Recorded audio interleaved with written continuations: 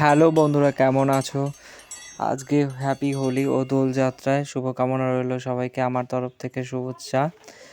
আজকেও চলে এসেছি নতুন একটি ভিডিও নিয়ে। আজকে পোলট্রির হচ্ছে 5 দিন। আজকে বলছি কি কি পোলট্রি চেঞ্জ করা হলো আর কি করা হলো। প্রথমতই পোলট্রির ফার্মে বোর্ডিং চেঞ্জ করা হয়েছে। যে 6টা বোর্ডিং ছিল সেগুলোকে চেঞ্জ করে 6টা ওদের প্রেসের মানে দরকার ছিল বলে চেঞ্জ করা হয়েছে বোর্ডিংগুলো দিয়ে। এইভাবে লম্বা লম্বা খোপ বানানো হয়েছে 6টা। অনেকটাই পেস এরা অনেকটাই ভালোভাবে থাকতে পারবে। এতে এরা মানে দৌড়াদৌড়ি করতে পারবে। অনেকটা এদের পেস বেশ ভালো হয়েছে, কারণ যত দিন যাবে ওদের পেসের দরকার হবে, জায়গার দরকার হবে। তার জন্য পোলট্রি ফার্মে ওই বোর্ডিংগুলোকে তুলে দেওয়া হয়েছে 6 দিন, এই 5 দিনের দিন দিয়ে। এখন এই খোপ করা হয়েছে 6টা। এই 6টাতেই ডিভাইড করা, যতগুলো মুরগি ছিল ততগুলো মুরগিকে ডিভাইড করা হয়েছে, দিয়ে সমপরিমাণ মুরগি রাখা হয়েছে যাতে সমান সমান থাকে। তারপর চেঞ্জ করা হয়েছে যে নিচে যে লাইটগুলো ছিল বোর্ডিংয়ের অবস্থায় 200 ওয়াটের, সেগুলোকে তুলে দিয়ে ওপরে দেখতে পাচ্ছ যে ওপরে লাগানো হয়েছে, যাতে এখন তো একটু বড় হয়েছে, তো হিটের অতটা প্রয়োজন না হলেও তার জন্য আস্তে আস্তে ধীরে ধীরে লাইটগুলোকে উপরে তোলা হয়েছে।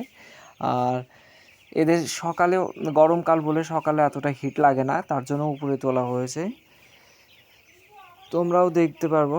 আর এখনও ভ্যাকসিন শুরু হয়নি। আজকে 5 দিন, 6 দিনের দিন ভ্যাকসিন হবে। আর চেঞ্জ করা হয়েছে এই যে জলের জায়গাগুলো এইভাবে করে রাখানো হয়েছে, এখানে জল দেওয়া হয় ওআরএস। এখনও ওআরএসের জল দিচ্ছি 2-1 দিন, তারপর আর এগুলোতে খাবার দেওয়া হয়। দিয়ে ভেন্টিলেশন করার জন্য এক সাইডটা মানে পর্দাটা গরম থাকার জন্য এক সাইডটা খুলে দেওয়া হয়েছে, দেখতেই পাচ্ছ। এই সাইডটা পুরো বরাবর খোলা আছে, এই যে পুরো বরাবর খোলা, যাতে গরম না লাগে আর ভেন্টিলেশন হয় তার জন্য।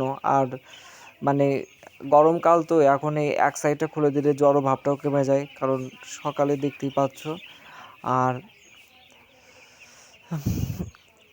আর এই বোর্ডিং অবস্থার পর যখন খোলা হবে, ঠিক আছে, এই যে খোপগুলো যখন আসবে ভেতরে ঢুকবে, পা সাবধানে ফেলবে, ঠিক আছে, নয়তো পায়ের তলায় যদি একবার চাপা পড়ে যায় তাকে আর বাঁচানো সম্ভব নয়।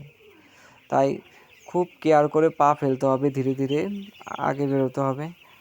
আর এইখানে ওদের মেডিসিন বলতে ঠান্ডার অ্যান্টিবায়োটিক ওষুধ দেওয়া হচ্ছে, আর কিছু ক্যালসিয়াম জাতীয় ওষুধ দেওয়া হচ্ছে, ঠিক আছে, যাতে এদের হাড়গুলো শক্ত হয় আর এরা যাতে ল্যাম্প না হয় কিংবা দুর্বল হয়ে যাতে না পড়ে, তার জন্য এদের হচ্ছে অবশ্যই পরিমাণে ক্যালসিয়ামের ওষুধ আর হচ্ছে ঠান্ডার অ্যান্টিবায়োটিক ওষুধ খাওয়ানো হচ্ছে।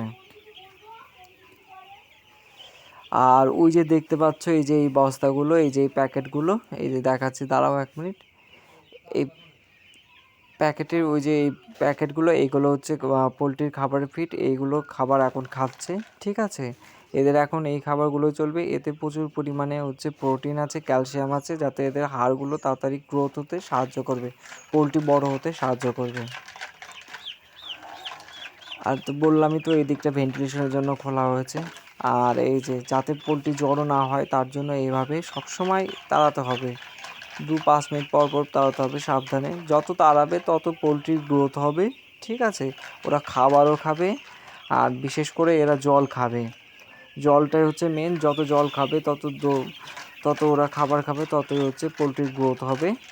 তার জন্য যখনই জ্বর হবে তখনই মানে পোলট্রি তাড়া হবে। তুমি যখনই ফার্মের ভেতরে আসবে মানে তখনই 1বার করে 2বার করে তাড়াবে, এটাই হচ্ছে পোলট্রির কাজ। আর খাবার, এই যে এই ড্রিঙ্কারগুলো দেখছো, এই ড্রিঙ্কারগুলোকে সবসময় হচ্ছে দুবেলা একবার হচ্ছে সকালে উঠে পরিষ্কার করে দিলে খুব ভালো হয়, আর একবার বিকালে উঠে এই জলের জায়গাগুলো পরিষ্কার করে দিয়ে ফ্রেশ জল দিতে হবে। এটা মাস্ট দিতেই হবে, পরিষ্কার জল দিতে হবে, না দিলে হবে না।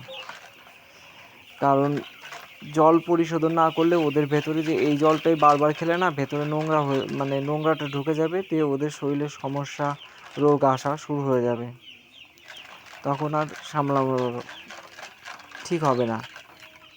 আর এই বাচ্চাগুলো মানে তাড়াতে হবে। আর 2-1টা ল্যাম্প আছে, সেগুলোকে এখন থেকেই মানে বাঁচা শুরু করলে মানে আলাদা জায়গায় রাখলে পারে ভালো, যাতে ল্যাম্প যেন না হয়। মানে ল্যাম্পগুলোকে মানে দূরে সরিয়ে অন্য জায়গায় ভাবে কেয়ার করে রাখাটা দরকার। আমরাও তাই করব। কাল পরশুর মধ্যেই আর একটা খোপ বানাবো শুধু ল্যাম্পের জন্য। বন্ধুরা কেমন লাগলো ভিডিওটা জানিও, লাইক, শেয়ার, কমেন্ট, সাবস্ক্রাইব